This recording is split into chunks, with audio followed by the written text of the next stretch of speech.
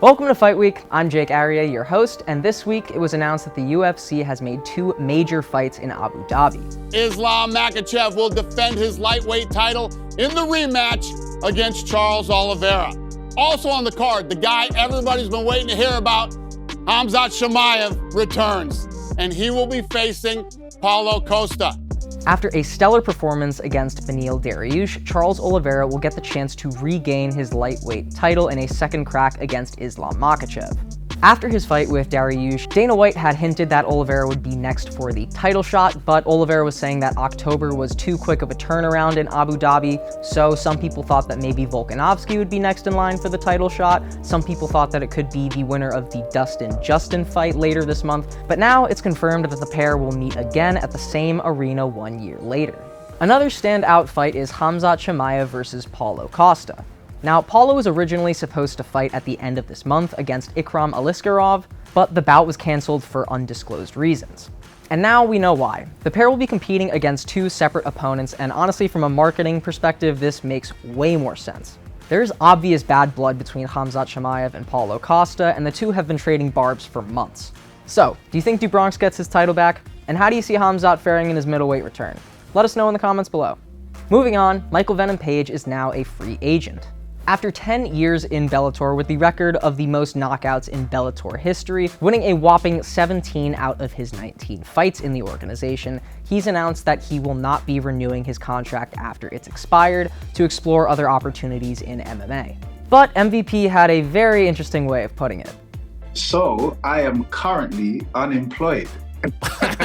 Congratulations! What does that mean? I'm officially a free agent, no longer with Bellator at the moment, so just exploring this space. Now, Page said that he would not rule out a Bellator return. However, at 36 years of age, it is very possible that he could be finishing out his career at a different organization, and he's got a lot of options. The PFL, one championship, and of course, the UFC. But this isn't the only big thing that's happening in British MMA this week. The UFC is returning to London this weekend, headlined by Tom Aspinall versus Marcin Tybura.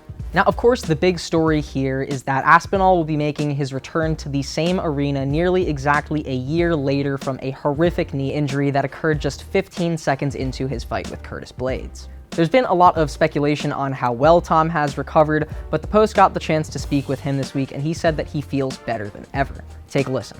I just feel refreshed, like revitalized, and I feel like my mind is in such a good spot right now that, yeah, I'm just in the best spot that I've ever been in my career, to be honest. If you want to see the Post's full interview with Aspinall, check out our YouTube channel or click the link in the description below. Also, who do you want to see us interview for UFC 291 next week? Let us know. Make sure to tag us at New York Post Sports and use the hashtag NYP Fight Week for a chance to be featured in next week's video.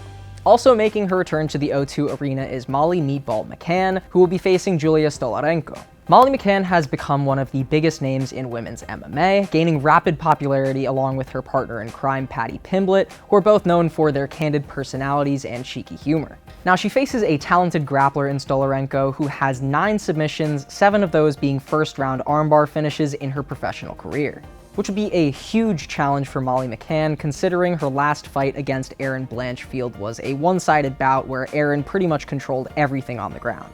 Julia also has the advantage of size and reach. However, there is a big asterisk around all of this, considering that in her 5 fights in the UFC, she only has 1 win. So with the two of them coming off of losses, it'll be very interesting to see who can bounce back. But that's all I've got for you today. Happy Fight Week, and I'll see you next time.